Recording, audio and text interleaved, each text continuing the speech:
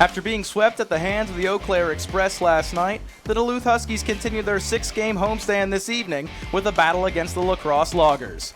And with that, we welcome you into the Crow's Nest here at Wade Stadium. I'm Evan Papalis, joined alongside my partner tonight in Wyatt Coltman. Wyatt, this head-to-head series between Duluth and La Crosse has been a tight one. 4 wins to 2 in favor of the Huskies, but the Loggers are outscoring Duluth 31 runs to 29. It's been tightly contested, but how did the Huskies set themselves apart in this set? Evan, you have to certainly look towards last night. Duluth only getting 4 hits against an Eau Claire Express team that is well on its way to winning the second half of the Great Plains East Division. They'll be facing the Huskies at Carson Park after a quick battle here in the playoffs on Sunday. But for now, all you can do is focus on tuning up. The Huskies have to be able to produce more runs. Bringing in runners in scoring position is a must against the La Crosse team that has no playoff implications here. One player that has been sticking out as of late for the Huskies, more on the offensive side of things, is Cam Frederick. Normally known for his defensive prowess at shortstop or at second base, he had the lone RBI night ago, and he played Superman a little bit of hero ball Sunday with the walk-off bases loaded single against the Wilmer Stingers. In the bottom third of the order normally for Frederick, he's starting to figure things out on the offense. Absolutely. You know, with Frederick, a veteran of Nebraska Omaha, so many of those Mavericks products here on the Huskies, he's got a lot of support around him.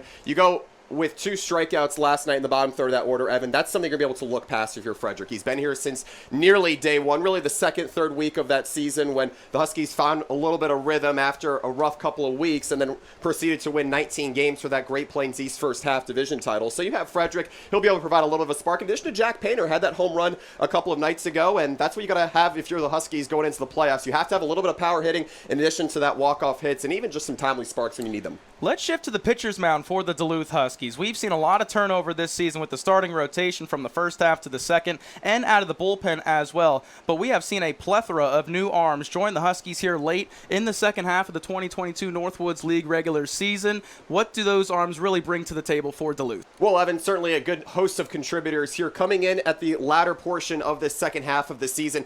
No further to look past than a Bryant Stratton product and Isaiah Pichatel, the right-hander, a freshman who's been sensational here out of the bullpen for fourth-year field manager Marcus Pointer, the former pitching coach, so he knows how to breed these guys into this program. Pichatel now with 3 scoreless outings out of the bullpen this season. Then you also have to look at the fact that J.D. McReynolds is no longer here. All the while, the Huskies are starting to hold their own in the back end of the bullpen. We saw the Edwards twins last night, the former Duluth East High School graduates, both of North Dakota State, come on and shine last night, not giving up more than 1 earned run in those outings. So the Huskies now with a top 10 team ERA to hold going into the final games of this regular season. That'll be critical here in the playoffs. Speaking of one of those new arms, he'll get the start for the Duluth Huskies tonight, the southpaw and Ryan Chmielewski out of Southwest Minnesota State University. His opposition tonight, Dylan Lapik, a right-hander for the Loggers. First looking at Dylan Lapik, the Milwaukee area tech product. He's coming in after a phenomenal season over there on the east side of Wisconsin. He comes in with 54 strikeouts in 12 outings there. Did give up 17 earned runs, but he's actually seen this Huskies team twice